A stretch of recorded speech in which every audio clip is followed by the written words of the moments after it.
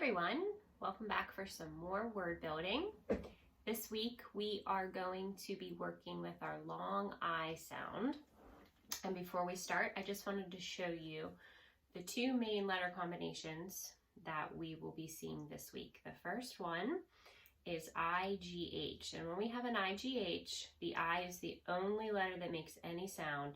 The G and the H are completely silent. So if I put an L at the beginning and I put a T at the end, the word is light, right? The second letter combination that we're going to look at is IE. It also makes the long I sound.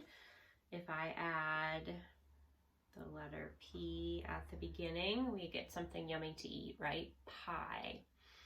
A lot of times when we have the IE, we will find it at the end of the word, unless you add a suffix. Like if I add a suffix S here, this is the word pies.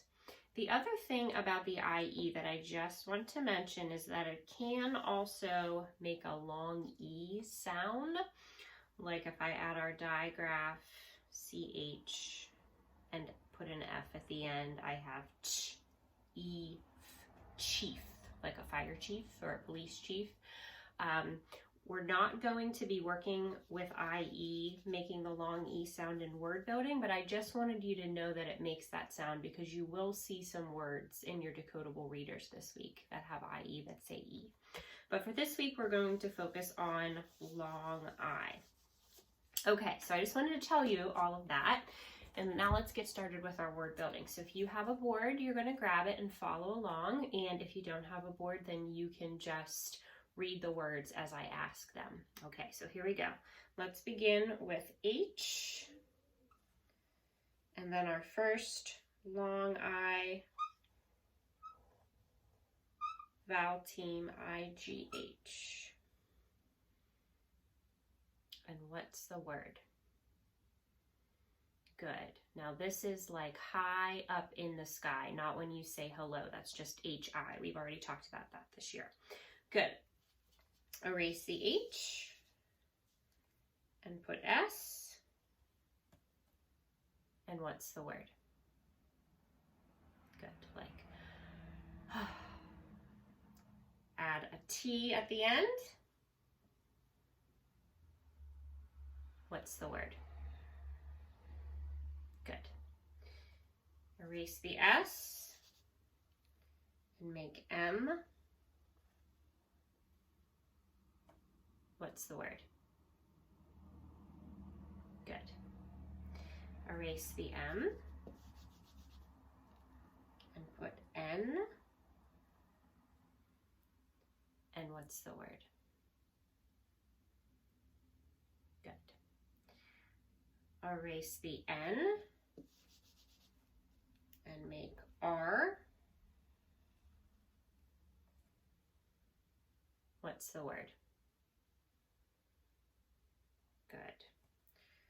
Erase the R and put L. And what's the word? Good. Let's change our vowel team. So erase the GHT. And now we're going to look at a word that has the IE. It still makes the I sound. So what's the word? Good. You don't want to tell any of these, right? Let's change the L to a P. We looked at this word in my example. What's the word? Good. Now let's just add our suffix S. And what's the word? Good. And remember, when we add this suffix S, this makes it mean more than one. I hope that's what you said. Good. Now let's change the P to a two-letter blend. So make a C, R. And what's the word? Good. And again, this is with our suffix S. It means it's happening right now, you should have said. But what if we change our S